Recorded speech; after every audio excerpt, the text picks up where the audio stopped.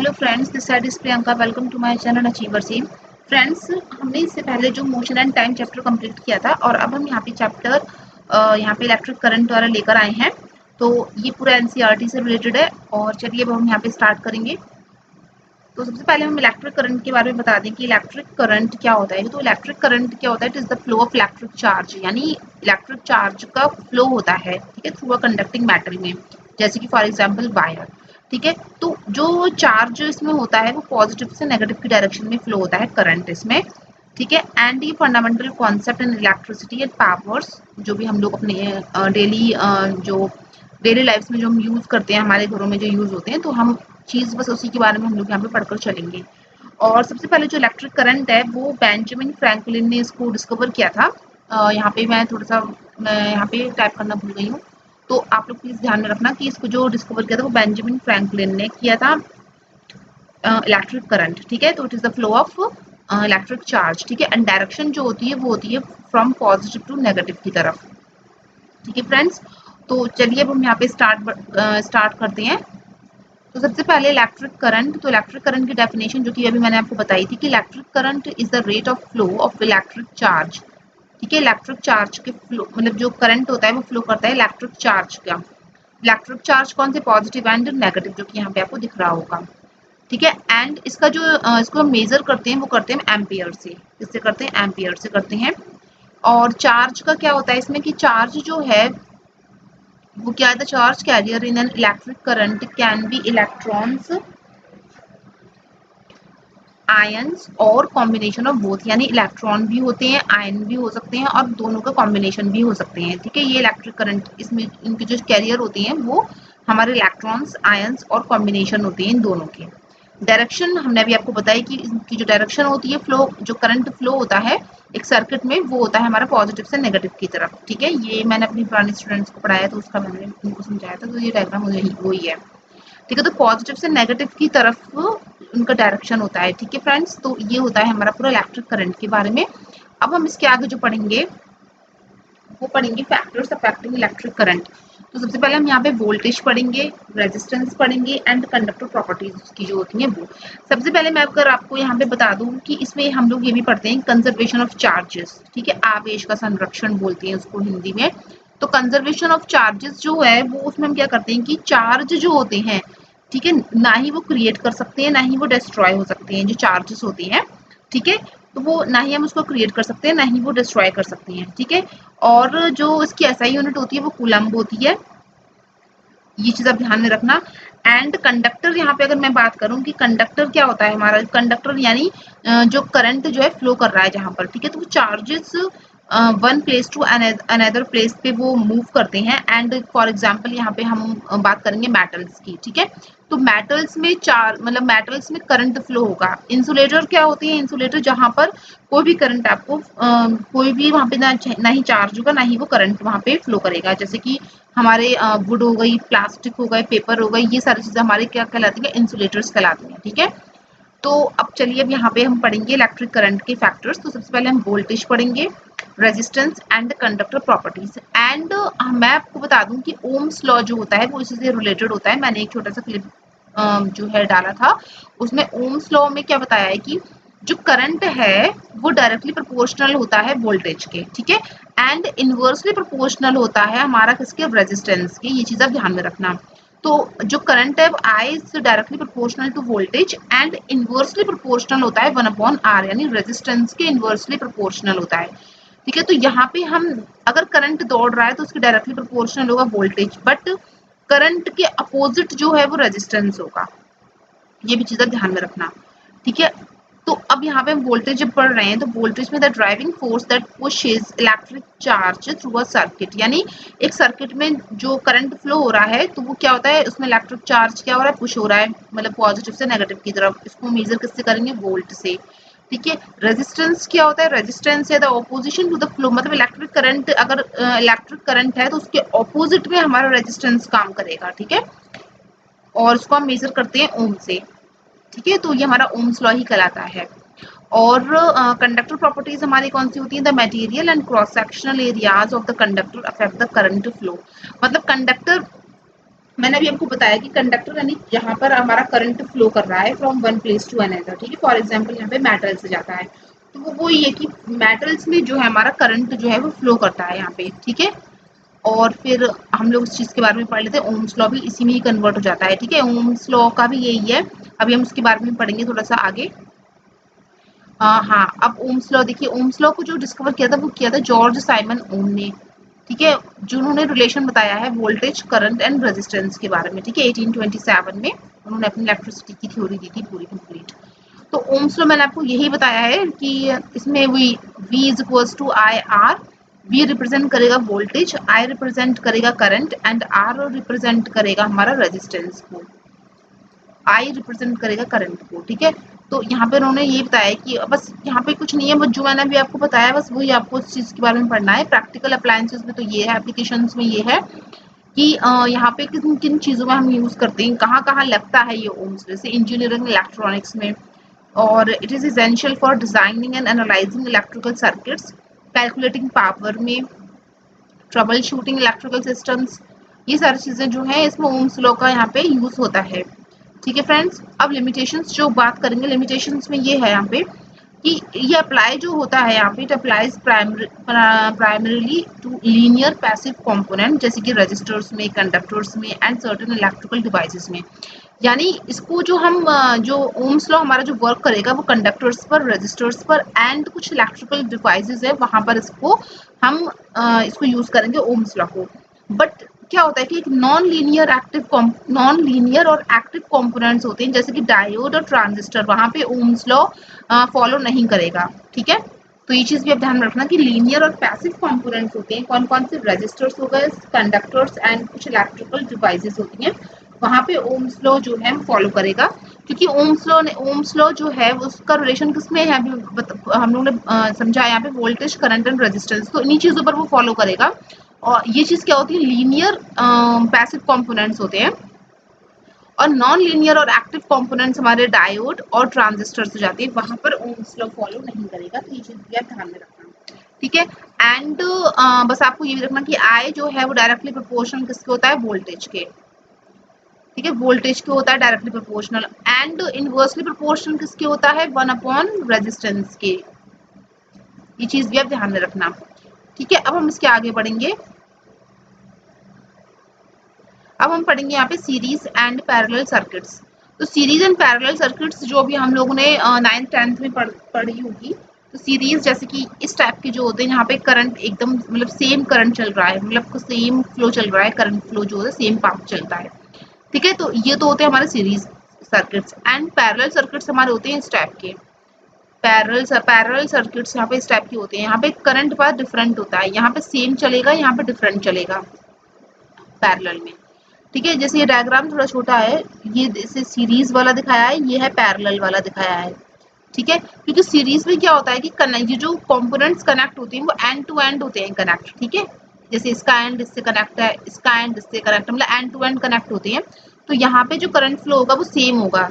लेकिन जो parallel circuits होते हैं यहाँ पे जो है सेम सेट ऑफ टर्म, मतलब इसका पूरा एक सेट बन गया, इसका पूरा एक सेट, इसका set, same set of terminal से कनेक्ट होती हैं, ठीक है। लेकिन इसमें जो करंट फ्लो करेगा वो डिफरेंट डिफरेंट करंट पाथ होगा इसका, ठीक है। तो ये चीज़ ध्यान में रखना। Series circuits have the same current but different voltage होती हैं, ये चीज़ भी ध्यान में रखना कि सीरीज सर्किट्स में सेम करंट होगा लेकिन डिफरेंट वोल्टेजेस होंगे, जबकि पैरेलल सर्किट्स में सेम वोल्टेज होता है बट डिफरेंट करंट होते हैं, दोनों अपोजिट हैं। तो एक चीज ध्यान में रख लेना, दूसरी चीज ऑटोमेटिक आपको याद हो जाएगी। तो ये होते हैं हमारे सीरीज एंड पैरेलल सर्किट्स, ठीक है फ्रेंड्स। तो आई होप ये आपको समझ में आ रहा होगा।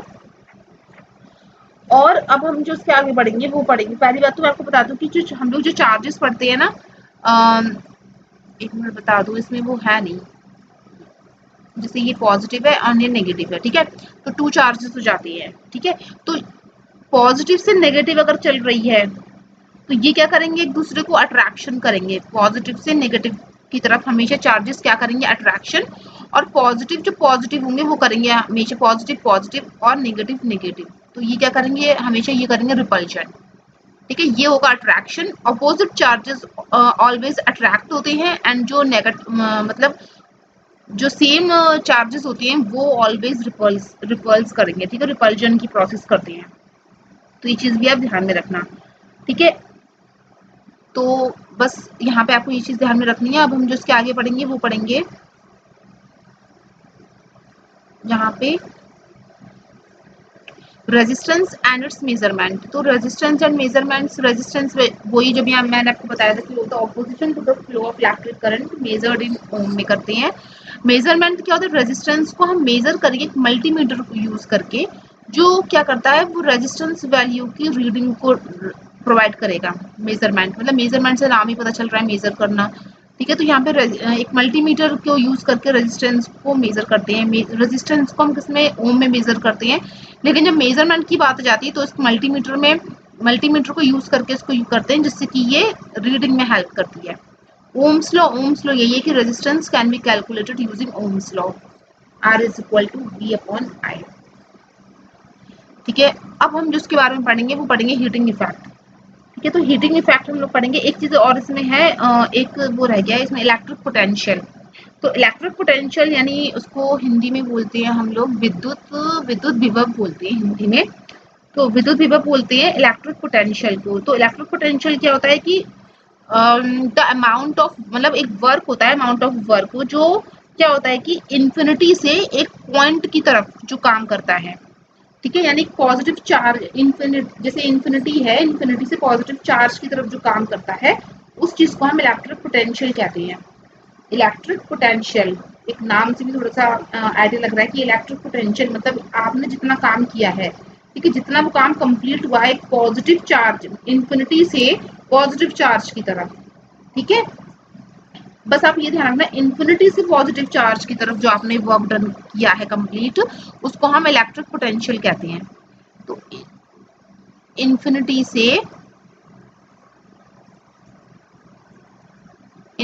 से पॉजिटिव वर्क की तरफ, इन्फिनिटी से पॉजिटिव वर्क की तरफ जो आपने काम किया है उसको हम कहते हैं इलेक्ट्रिक पोटेंशियल। ये मुझे भी ध्यान आ गया पॉइंट, तो इसलिए मैंने अभी ध्यान कराया। इन्फिनिटी से आप एनसीईआरटी की बुक से पढ़ना, उसमें सब कुछ दे रखा है, ठीक है। इन्फिनिटी से पॉजिटिव वर्क की तरफ जो काम होता है उसको हम क्या कहते हैं, इलेक्ट्रिक पोटेंशियल कहते हैं। ये चीज आप ध्यान में रखना, ठीक है फ्रेंड्स।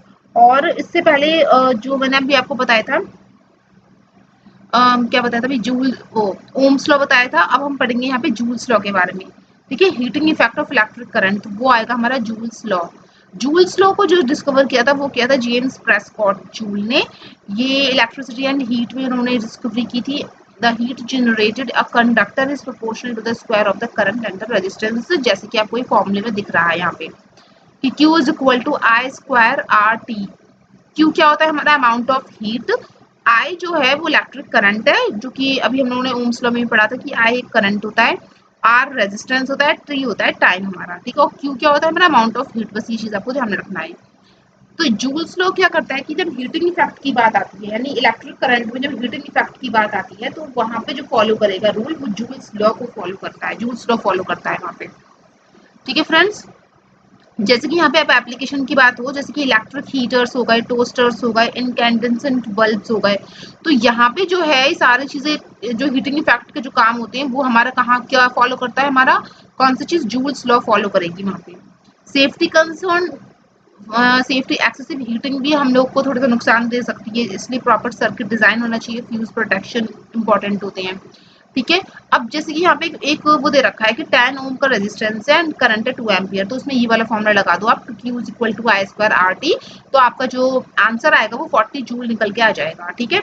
तो ये तो एक तरीके से एग्जाम्पल दे रखा है, बट जो हीटिंग इफेक्ट का जो काम होते हैं, जैसे कि हमारे टोस्टर्स हो जाते हैं, इलेक्ट्रिक हीटर्स हो जाते हैं, इन सब का जो इन सब पे जो काम करेगा वो हमारा जूल्स लॉ काम करता है, ठीक है फ्रेंड्स। तो ये चीज आप ध्यान में रखना।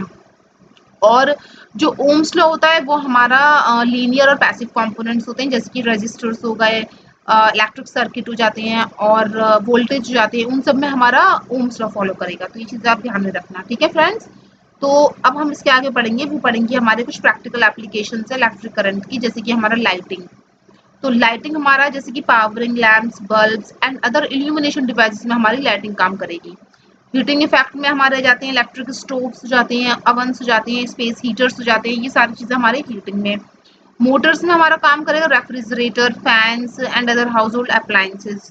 इलेक्ट्रॉनिक्स में हमारा फंक्शन ऑफ कंप्यूटर्स की हो जाती है, smartphone and other digital devices, इन सब में हमारा ये सब काम करते हैं। तो ये चीज़ भी आपको पता होनी चाहिए कि हीटिंग इफेक्ट में हमारे ये चीज़ें होती हैं, मोटर में हमारे ये चीज़ें, इलेक्ट्रॉनिक्स में, लाइटिंग में ये सारी चीज़ें। तो बस ये यहाँ पे हम लोग यही चीज़ पढ़कर चलेंगे। अब जो इसमें हम पढ़ेंगे वो है हमारे कुछ सिंबल्स। अब सिंबल्स आपको याद होने चाहिए। यहाँ पे सिंबल्स में हम लोग देखो क्या देखते हैं, जैसे कि बल्ब का कौन सा सिंबल होता है, जैसे कि इलेक्ट्रिक सेल का हमारा ये वाला सिंबल होता है, बैटरी का ये वाले सिंबल होते हैं, स्विच ऑन जब होता है तो उसमें इस टाइप का सिंबल होता है, और स्विच ऑफ होता है क्लोज्ड तो इसमें इस टाइप का सिंबल आ जाएगा। ठीक है, वायर ज्वाइंट होगा तो इस टाइप का आएगा, इलेक्ट्रिक बल्ब इस टाइप का, एंड ये पूरा आया नहीं है इसमें विदाउट ज्वाइनिंग। ये एनसीईआरटी में पूरे सिंबल्स दे रखे हैं, आपको बस ये पता होने चाहिए। एमीटर का ये वाला होता है, वोल्ट मीटर का वी होता है उसमें। तो बस ये आपको ये चीजें पता होनी चाहिए इसमें सिंबल्स की। ठीक है, तो पूरी एनसीईआरटी में दे रखा है सिंबल के, और उसमें से मैंने कुछ कुछ ही पॉइंट में लेके आई थी। इसमें कुछ 10th का भी है, जैसे कि ओम्स लॉ उसमें 7th में तो दे नहीं रखा है, लेकिन ओम्स लॉ हो गया, जूल्स लॉ हो गया, ये सब उसमें 10th में दे रखा है। लेकिन क्लास 7th में भी सिंबल्स दे रखे, सिंबल्स क्लास 7th में नहीं आए, वो मेरे ख्याल से क्लास 10th में होंगे। तो आप लोग देखना, वैसे भी जो उसकी क्लास 10th तक तो वैसे भी पढ़ना ही पढ़ना है एनसीईआरटी आपको। तो बस आपको बस ये सिंबल याद होने चाहिए। ठीक है, उसी के बारे में यहाँ पे दे रखा है। तो अब हम इसको आगे बढ़कर चलेंगे। आगे बढ़कर जब हम लोग चलेंगे तो हम पढ़ेंगे यहाँ पे combination of electric cell and batteries. अब इसमें ये चीजें देख लेना आप लोग कि सीरीज कनेक्शन, पैरेलल कनेक्शन, ये सारी चीजें पता होनी चाहिए कि सीरीज कनेक्शन, इसमें सेल्स कनेक्ट होते हैं एंड टू एंड, यहाँ पे जैसे कि आपको दिख रहे हैं ये। ठीक है, positive terminal of one cell connected to the negative, यानी पहले वो होगा पॉजिटिव, फिर नेगेटिव होगा, फिर पॉजिटिव होगा और फिर नेगेटिव होगा। तो ये क्या होता है, हमारा सीरीज कनेक्शन है कि पॉजिटिव से नेगेटिव, फिर पॉजिटिव से नेगेटिव। बट पैरेलल कनेक्शन में क्या होता है कि यहाँ पे सेल्स जो कनेक्ट होंगे वो साइड बाय साइड होंगे, जैसे आपको दिख रहा होगा ये, इसका साइड का इसका साइड का, तो इससे ये कनेक्ट है इससे ये कनेक्ट है, मतलब साइड टू साइड कनेक्ट हो जाते हैं। और विद ऑल पॉजिटिव टर्मिनल, यानी जैसे ये पॉजिटिव, ये तो सारे पॉजिटिव होंगे, ये नेगेटिव होंगे, ये भी पॉजिटिव होगा, ये भी पॉजिटिव होगा, ये भी नेगेटिव होगा। तो पॉजिटिव से पॉजिटिव लिंक करते चले जा रहे हैं यहाँ पे, पॉजिटिव से नेगेटिव सीरीज में। ठीक है, पैरेलल में पॉजिटिव टू पॉजिटिव से कनेक्ट होते चले जा रहे हैं, नेगेटिव से नेगेटिव की तरफ कनेक्ट होते चले जा रहे हैं। तो ये चीज भी आप ध्यान में रखना। तो पैरेलल कनेक्शन में जब पॉजिटिव से पॉजिटिव और नेगेटिव से ऑल नेगेटिव टर्मिनल मतलब लिंक्ड होते हैं, तो उससे क्या होता है कि to increase overall current capacity increase हो जाएगी। ठीक है, सीरीज पैरेलल कनेक्शन यहाँ पे कॉम्बिनेशन होता है दोनों का, and to achieve desired voltage and current ratings. And इसमें क्या होता है कि अक्सर यहाँ पे हम लार्जर बैटरीज वगैरह में इन चीजों को यूज करते हैं सीरीज पैरेलल कनेक्शन में। ठीक है, अब इसमें हम सेल की बात करें, अगर एक सेल होता है जिसमें हम लोग पढ़ते हैं प्राइमरी और सेकेंडरी सेल। तो सेल क्या होता है उसमें, जैसे कि पॉजिटिव से अभी मैंने बताया कि पॉजिटिव से नेगेटिव की तरफ कनेक्ट होता है, तो उसमें हम सेल के बारे में अगर पढ़ें तो यहाँ पे प्राइमरी सेल होता है, सेकेंडरी सेल होता है। तो आप लोग बस ये ध्यान रखना कि जो प्राइमरी सेल होता है, प्राइमरी सेल को हम, जैसे वॉल क्लॉक होती है, तो वॉल क्लॉक जो होती है, वॉल क्लॉक में उसमें हम प्राइमरी सेल को यूज नहीं कर सकते। ठीक है, प्राइमरी सेल को वॉल क्लॉक में हम यूज नहीं कर सकते हैं, जबकि सेकेंडरी सेल को हम वॉल क्लॉक में यूज कर सकते हैं।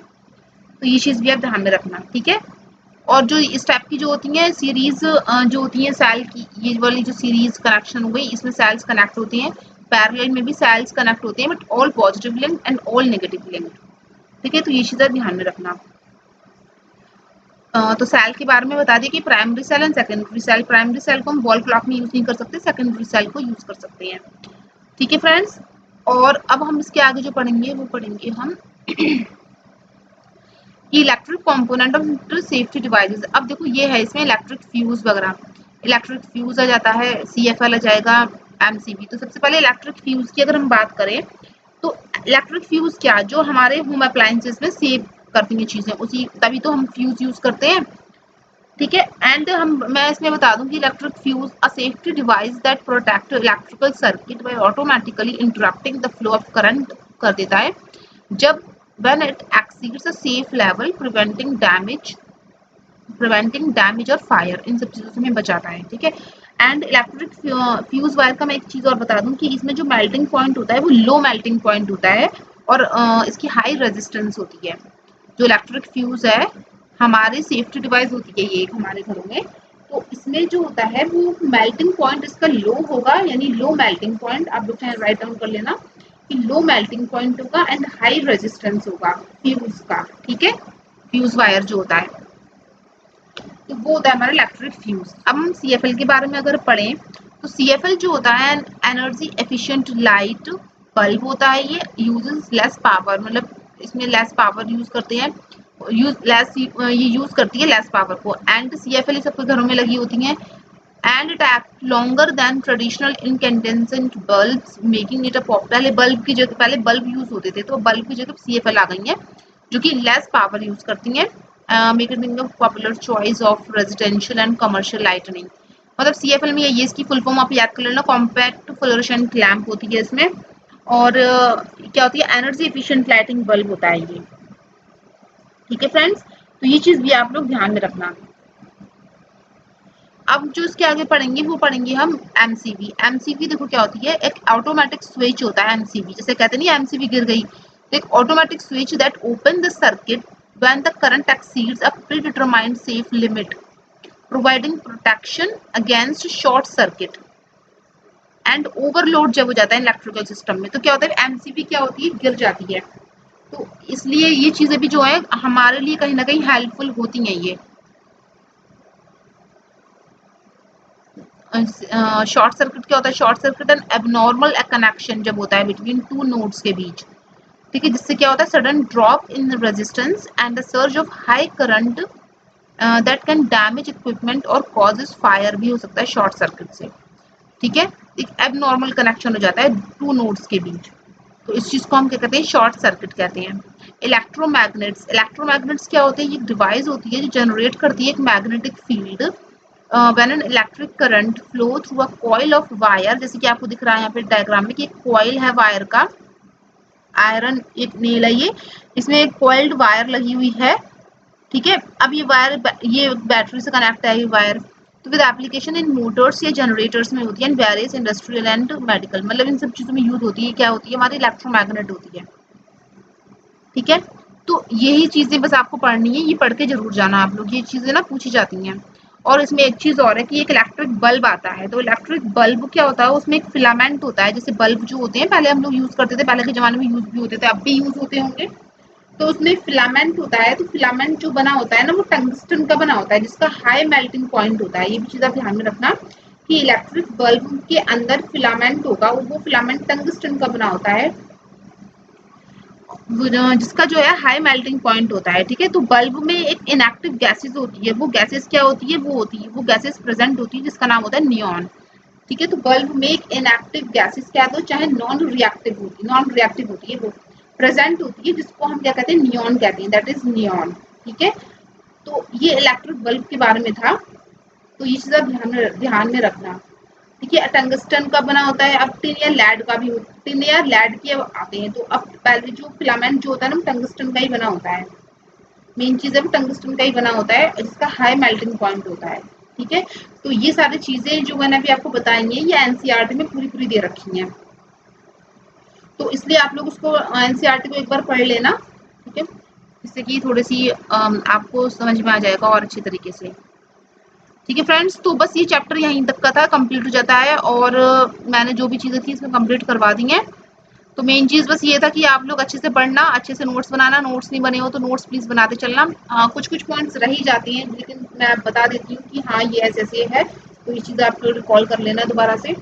और जब आप नोट्स बना रहे हो ना तो एक बार एनसीईआरटी की बुक को भी देखते जाना, क्योंकि मैंने अपने हिसाब से तो सारे कर दिया है।